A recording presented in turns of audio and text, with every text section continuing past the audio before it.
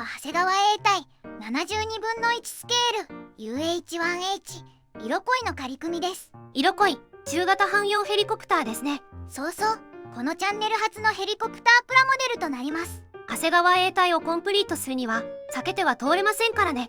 組み立て工程が飛行機とやや違いますので、テストケースとしては良いかと思います。色恋といえば陸上自衛隊でも採用されてますね。陸上自衛隊で採用されている型式は3種類 UH-1B と UH-1H UH-1J なんだけど、 UH-1B と UH-1H は退役済みとなっている。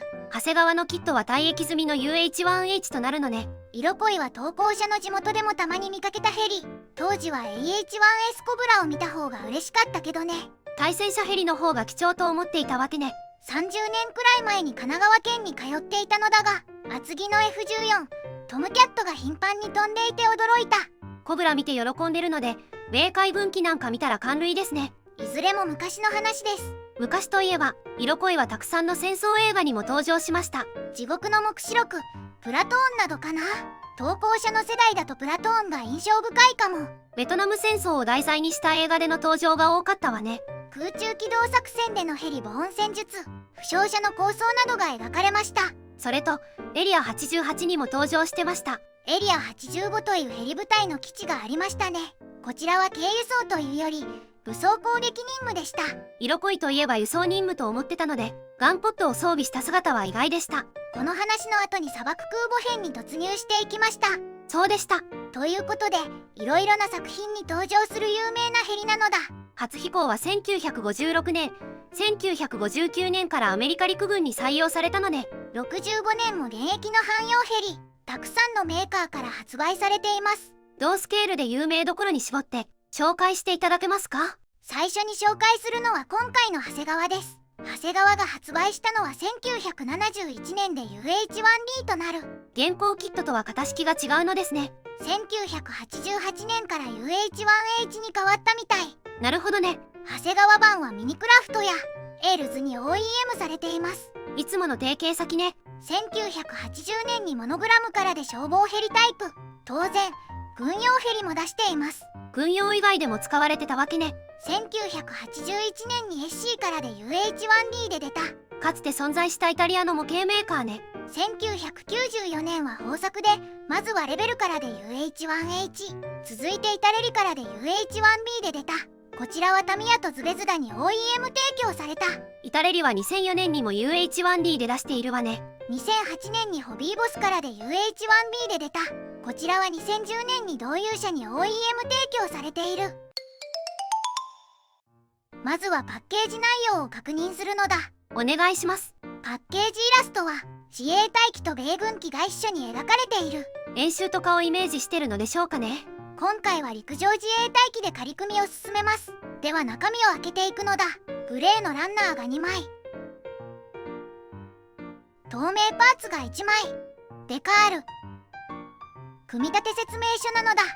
塗装図、マーキングは2種類。陸上自衛隊霞ヶ浦航空学校所属機、アメリカ陸軍在日米軍司令部付ヘリ分検隊所属機となる。なるほど。部品点数は55点。細かいパーツが多いので結構部品数はありますね。では長谷川 A 隊72分の1スケール UH-1H 色恋の仮組みを始めるのだ。最初に操縦席とキャビンなのだ。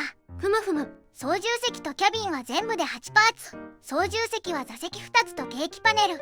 ケーキパネルはデカール表現ね。キャビンはローターの仕切り板を取り付ける。これは1パーツ構成。パイロットがついてますね。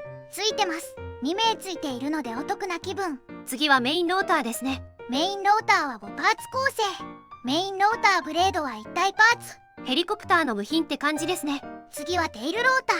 後ろのローターね。テールローターは3パーツ構成。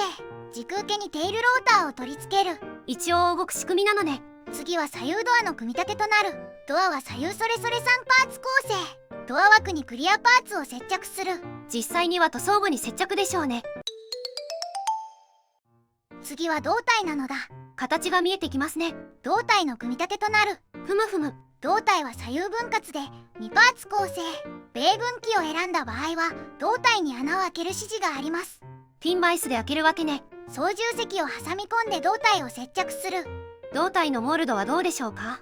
基本はオーモールドと釣りベッド表現となっている。オーモールドはシャープさに欠けていてぼんやりした感じ。結構ゴツゴツしてますね。合わせ目処理で消しすぎないように注意が必要かな。次は水平安定板ね。水平安定板は左右それぞれ1パーツずつ胴体に差し込めば完了なのだ。ここでメインローターとテールローターの取り付けね。自衛隊機と在日米軍機ではテールローターの取り付け面が逆なので注意が必要。逆なのね。ヘリコプターの形となったので細かいパーツをつけていく。結構ありますね。ここも自衛隊機と在日米軍機で取り付けるパーツや向きが違います。注意が必要ね。次はクリアパーツや足回りなのだ。ふむふむ。クリアパーツは全部で14パーツ。先に触れたドアガラス4パーツも含めてます。数が多いですね。操縦席の上の窓は塗装指示があります。ここだけクリアグリーンで塗るのね。ほとんどのクリアパーツが外側からの接着となる。左右ドアは内側からクリアパーツをつけるのですが、左右ドアは固定しないので後からでも取り付けられる。ぴったりはまらない部分もありますね。まあ透明度は問題なさそうです。次は足回りですね。自衛隊機はスキットをつけて終わりです。在日米軍機は左右に階段を取り付けます。ここも自衛隊機と在日米軍機で違うのね。この階段は左右それぞれで7パーツずつとなっている。なるほどね。最後に総評なのだ。今回は長谷川 A 隊72分の1スケール UH-1H 色恋の仮組みレビューしたのだ。仮組み後の感想はどうでしょうか？年季の入ったキットなのでパーツの合いはそこそこといったところかな。ところどころ隙間もありそうですね。50年以上前なので仕方ないけどね。それとモールドのだるさが気になるかな。とつりベッドは置いておいてオーモールドはだるいですね。掘り直すなどの処理が必要かな。なるほどね。あとは武装や兵装がないのも寂しいかな。旧パッケージは UH-1D でしたね。旧パッケージはガンシックタイプだったのかな。ガンポットとロケット弾がついていたみたい。金型を回収したのかしら？多分そうだと思います。旧パッケージの方が模型的には魅力的かもね。国内だとタミヤのオーバードコレクションと同友社から出てますね。どちらも海外メーカーの OEM ですね。